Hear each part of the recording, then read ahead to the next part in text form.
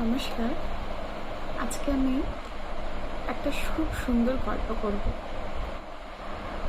তো একজন খুব উঁচু ধরনের সন্ন্যাসী, তাকে ইন্টারভিউ নেওয়ার সময় জিজ্ঞেস করা হয়েছিল যে আপনার গুরুকে।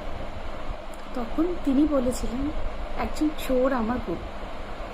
তখন সবাই জিজ্ঞেস করলেন কেন চোর কেন? তখন উনি বললেন বৃন্দাবনের গলিতে যখন একদিন রাতে তিনি একা একা চলছিলেন, তখন একজনের সাথে তার সাক্ষাৎ হয়। তো উনি বলেছিলেন যে আপনি এত রাত্রে কেন এখানে, চলুন আমার সাথে আমার বাড়িতে থাকবেন। তো তখন সেই উনি সাধু আর কি, উনি ওনার সাথে ওই লোকটির সাথে তার বাড়িতে যান। তো বাড়িতে যাওয়ার পর তখন দুজনের মধ্যে কথা হয়।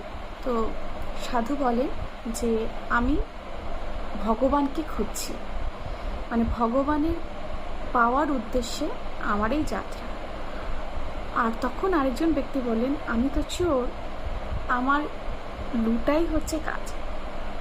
তো এ বলে তিনি বললেন সাধুকে যে আপনি থাকুন, আমি আজকে লুটতে যাচ্ছি এবং আমি আজকে খুব বড় ধরনের একটা লুট করব।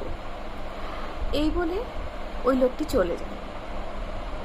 আসার পর যখন সাধু বললেন কি হলো, আপনি পেলেন কি কি পেলেন, তখন উনি বললেন আজকে তো কিছু পাইনি, কিন্তু এর পরের দিন অবশ্যই পাবো।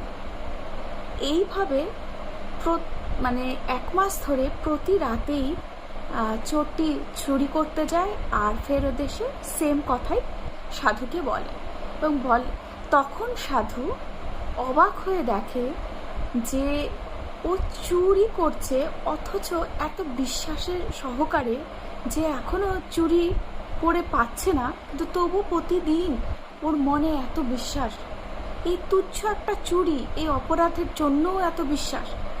আর আমি তো স্বয়ং ভগবানকে খুঁজছি, তাহলে কতটা বিশ্বাস থাকতে পারলে আমি ভগবানকে পেতে পারি। তো আজকে এই ছোট গল্পের মাধ্যমে আমার বলার এটাই উদ্দেশ্য, আমরা সবাই ভগবানের অংশ, কিন্তু তবুও সবাই ভগবানকে পায় না। তার কারণ একটাই, ভগবানকে পেতে গেলে সাধনার প্রয়োজন।